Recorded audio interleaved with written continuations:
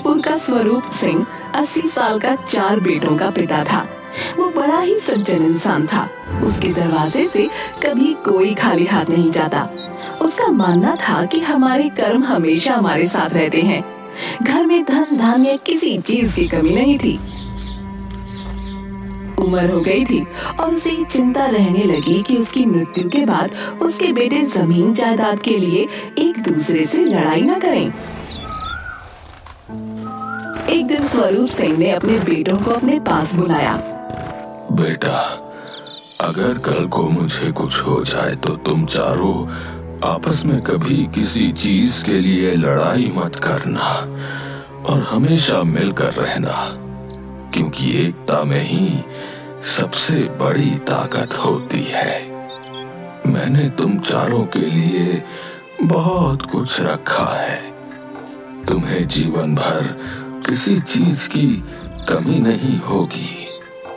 तुम चारों को सिर्फ मेरी दी हुई सीख और सौगात को संभाल कर रखना होगा। मुझे पूरा यकीन है कि तुम चारों यदि साथ मिलकर कुछ करोगे तो हमेशा सफल रहोगे।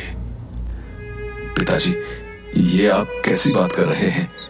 हमें आपका हाथ हमेशा अपने सर पर चाहिए। हम तो आपके बिना कुछ भी सोच नहीं सकते।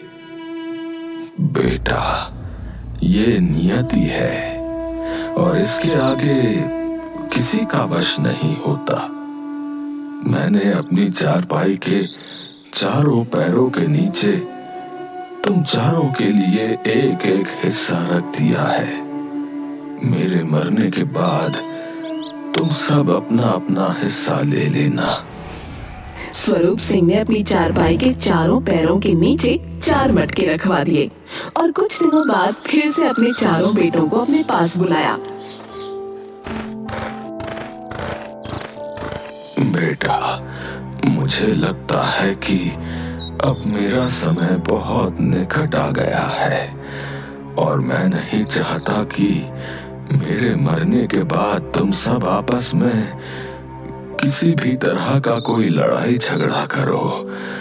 मैं चाहता हूं कि मेरी आंखों के सामने तुम चारों अपनी अपनी पसंद से अपने लिए मेरी चारपाई का एक पैर चुन लो और मेरे मरने के बाद अपनी पसंद के पैर के नीचे रखे हुए अपने हिस्से को ले लेना। पिताजी, आप ये कैसी बातें करने लगे? हमें किसी चीज की आवश्यकता नहीं है। हमें सिर्फ आपका साथ चाहिए। हाँ पिताजी, भैया बिल्कुल ठीक कह रहे हैं। देखो बेटा, मैंने बहुत से घरों में भाई भाई को लड़ते और एक दूसरे को मारते देखा है। इसलिए मैं नहीं चाहता कि तुम्हारा आपसी प्रेम कल को रुपयों पैसों के लिए खत्म हो जाए। अच्छा होगा कि तुम मेरे जीते जी अपने अपने पसंद का पैर चुन लो, ताकि मैं सुकून से अपनी जीवन यात्रा संपन्न करूं। मुरली, तुम चारों भाइयों में सबसे छोटे हो, इसलिए सबसे पहले तुम अपनी पसंद का एक पैर चुन लो। उसके बाद मोहन, तुम अपनी पसंद का पैर चुनना। फिर गोपाल की बारी होगी और कृष्णा, तुम अपने भाइयों में सबसे बड़े हो, इसलिए मैंने तुम्हारे भाइयों को अपनी पसंद का चुनाव करने का मौका पहले दिया है। पिताजी, मैं जानता हूं आप जो भी करते हैं वो बहुत सोच समझ कर करते हैं और आपकी हर बात के पीछे कोई ना कोई वजह और सीख होती है। चलो, तुम चारों अपने अपने पसंद का मेरी चारपाई का एक एक पैर चुन लो और मेरे मरने के बाद अपना अपना हिस्सा ले लेना। चारों बेटे उदास हो गए, लेकिन पिता की बात मानकर चारों ने पिता की चारपाई का एक एक पैर चुन लिया। थोड़ी देर के बाद ही स्वरूप सिंह ने अपनी आखिरी सांस ली। घर में किसी चीज की कमी नहीं थी। चारों बेटों ने मिलकर पिता का अंतिम क्रियाकर्म पूरी विधि विधान से किया। फिर कुछ दिनों बाद पिताजी को गए कई दिन हो गए हैं। हमें अपने परिवार को सुचारू रूप से चलाने के लिए उनके कहे अनुसार अपने जीवन को आगे बढ़ाना होगा। हाँ भैया, आप बिल्कुल सही कह रहे हैं। पिताजी भी तो यही चाहते थे कि हम चारों मिलकर इस घर को संभालें। ठीक है, तो चलो हम सब अपना अपना हिस्सा पिताजी की चारपाई के पैर के नीचे से निकाल लेते हैं। चारों ने मिलकर खुदाई करी तो चारपाई के हर पैर के नीचे से एक एक मटका रखा मिला।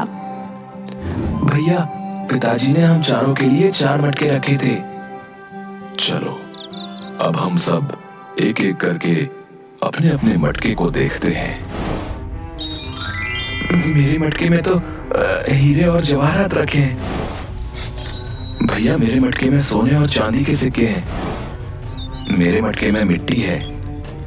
और मेरे मटके में ये हड्डियां हैं। भैया, ये कैसा बंटवारा किया है पिताजी ने? मुझे और मोहन भैया को तो सोने चांदी हीरे जवाहरात दिए हैं। गोपाल भैया और आपको ये मिट्टी और हड्डियां। आप दोनों इन मिट्टी और हड्डियों का क्या करोगे? पिताजी का ये बंटवारा मुझे भी समझ नहीं आ रहा है। उन्होंने ऐसा क्यों किया? समझ तो मुझे भी नहीं आ रहा है। कृष्णा भैया, क्या आपको कुछ समझ आया? पिताजी ने हम दोनों के साथ ऐसा क्यों किया? क्या वो हमसे प्रेम नहीं करते थे? नहीं गोपाल, ऐसा बिल्कुल नहीं है। वो हम सबसे बराबर प्रेम करते थे। उनके इस बंटवारे के पीछे कोई ना कोई कारण और सीख छुपी होगी। गोपाल भैया, कोई बात नहीं। आप और कृष्णा भैया हम दोनों के हिस्से में आए सोने चांदी के सिक्के और हीरे जवाहरात में से आधे आधे ले लीजिए। हो सकता है पिताजी से हिस्सा बांटने में कोई गलती हो गई हो। धीरे धीरे बंटवारे की बात पूरे गांव में फैल गई। गांव के लोगों को तो पहले से ही स्वरूप सिंह के परिवार की एकता को देखकर जलन होती थी। अब तो उन्हें परिवार तोड़ने का एक मौका मिल गया। गांव के सोहनलाल कृष्णा और गोपाल से मिलते हैं।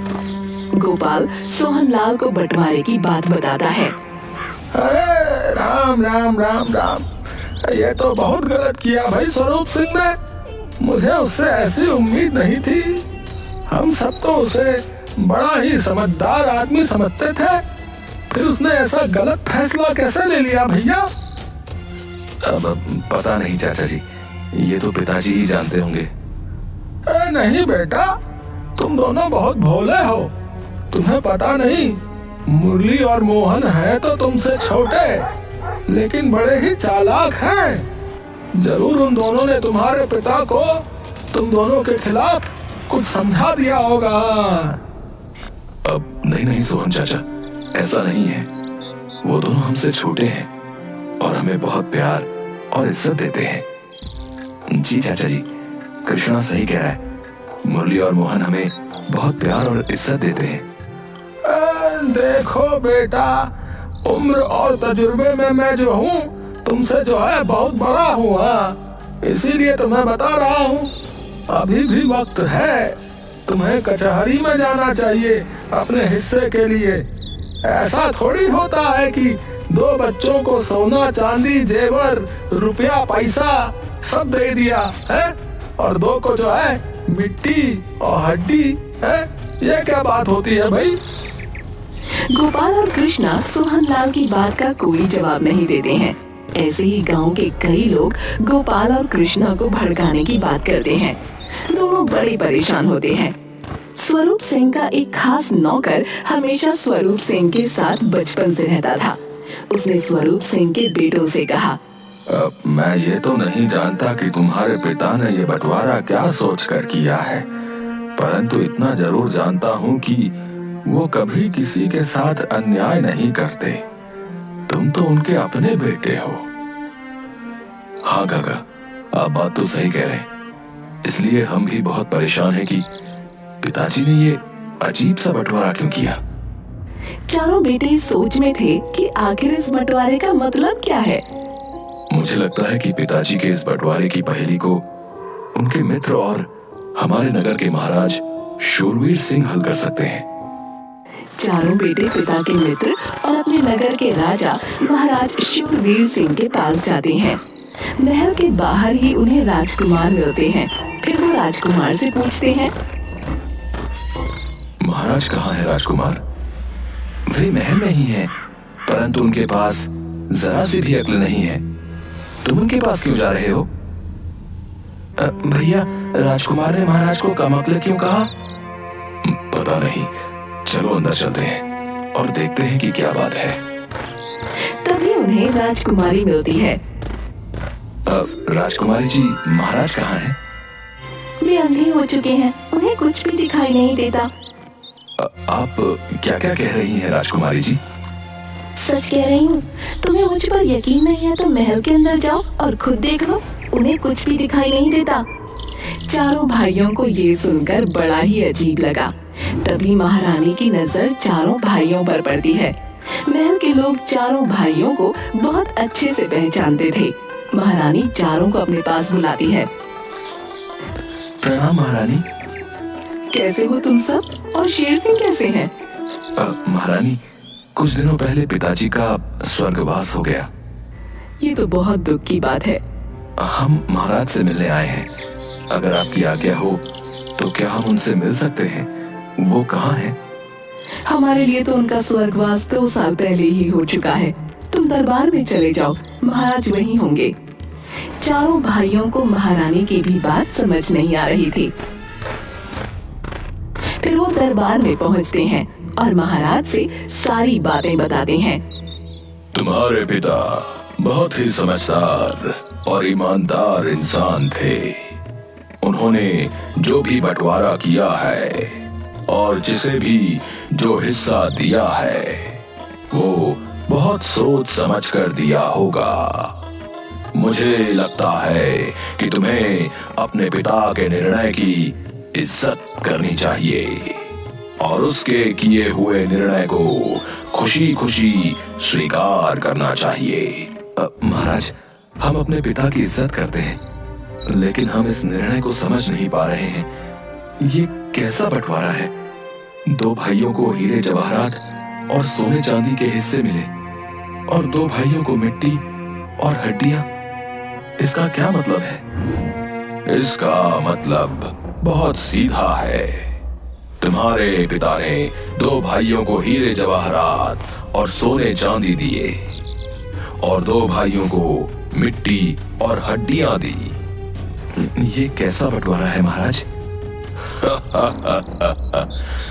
जिनके हिस्से में मिट्टी से भरा हुआ मटका आया है, उसे सारे खेत मिले हैं, और जिनके हिस्से में हड्डियां आई हैं, उसे गौशाला, अस्तबल, ये सब मिला है। महाराज, आपने हमें ये तो बता दिया कि इस बंटवारे का मतलब क्या है, लेकिन हमें अभी भी ये नहीं समझ आ रहा है कि पिताजी ने ऐसा क्यों किया। बेटा, तुम्हारे पिता ने इस बारे में मुझसे चर्चा की थी और उन्होंने मुझे ये कहा था कि मैं इस पहेली का हल तुम्हें तभी बताऊंगा जब तुम चारों एक साथ मेरे पास आओगे। मतलब अगर हम में से कोई एक नहीं आता तो आप हमें इस पहेली का मतलब नहीं बताते? बिल्कुल नहीं बताता, क्योंकि तुम्हारे पिता यही देखना चाहते थे कि कल को यदि तुम में से किसी एक के पास धन की कमी हो जाए तो तुम सब एक दूसरे का साथ देते हो या साथ छोड़ देते हो। परंतु तुमने उनकी दी हुई शिक्षा को अपने साथ रखा और 2 भाइयों के हिस्से में मिट्टी और हड्डी आने के बाद भी तुम उनके साथ खड़े रहे। यही तुम्हारे पिता के जीवन भर की पूंजी है, जो असली मायने में उन्होंने तुम सबको दी है। महाराज की बात सुनकर चारों खुश हो जाते हैं और उनसे विदा लेकर वहाँ से जाने लगते हैं। तभी कृष्ण महाराज से कहता है, महाराज, अगर हमारे प्राणों की माफी मिले तो हम आपसे कुछ और भी पूछना चाहते हैं। बोलो, क्या पूछना चाहते हो? महाराज, यहाँ आने से पहले हमें राजकुमार मिले और उन्होंने कहा कि आपके पास अक्ल नहीं है। फिर हमें राजकुमारी मिली और राजकुमारी ने हमसे कहा कि आप आंखों से अंधे हो चुके हैं, आपको कुछ दिखाई नहीं दे रहा है। और अंत में हमें महारानी मिली और उन्होंने तो इतना कहकर वो चुप हो गया। हाँ, मैं समझ गया। महारानी को लगता है कि मैं हर समय सिर्फ अपने राज्य और प्रजा के बारे में ही सोचता हूँ, इसलिए मैं उनके साथ समय व्यतीत नहीं करता, जिसके कारण वो मुझे मरा हुआ समझती हैं। राजकुमार अब 17 वर्ष के हो चुके हैं और मैं चाहता हूँ कि वो अपनी शिक्षा पूरी करके मेरी दी हुई परीक्षाओं को पास करे और उसके बाद मैं ये राज्य उसको सौंप दूं। परंतु उन्हें लगता है कि वो मेरे इकलौते पुत्र हैं। उन्हें किसी भी शिक्षा या परीक्षा की कोई जरूरत नहीं है। मुझे ऐसे ही उनका राज्याभिषेक कर देना चाहिए, इसलिए वो मुझे कम अक्ल समझते हैं। और रही राजकुमारी की बात, तो मैं राजकुमारी के लिए एक सुयोग्य वर देख रहा हूँ, परंतु राजकुमारी अपने पसंद के वर से विवाह करना चाहती हैं और उन्हें लगता है कि मुझे उनकी खुशियां नहीं दिखती, इसलिए वो मुझे अंधा समझती है। महाराज, हम आपकी और अपने पिता दोनों की बात को पूरी तरह समझ गए। हमारे पिता ने क्यों कहा था कि एकता में बल होता है, और उन्होंने ऐसा बंटवारा क्यों किया था? क्योंकि वो चाहते थे कि हम भाइयों को यह पता हो कि हम एक दूसरे के लिए क्या सोचते हैं। उनके किए हुए बंटवारे से हम सब परेशान थे, परंतु हमारे 2 भाइयों ने पिता के किए हुए बंटवारे के बावजूद भी हमें अपने हिस्से की धन दौलत में से देने की बात कही। इसका मतलब यह है कि हमारे बीच में पैसे की वजह से कभी मनमुटाव नहीं होगा। काश मेरे पुत्र और पुत्री भी तुम्हारी तरह अपने पिता के फैसले को समझ सकते।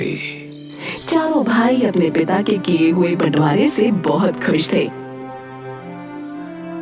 पिता के बंटवारा करने के बावजूद भी वो चारों साथ मिलकर रहते थे और एक दूसरे का ध्यान रखते थे।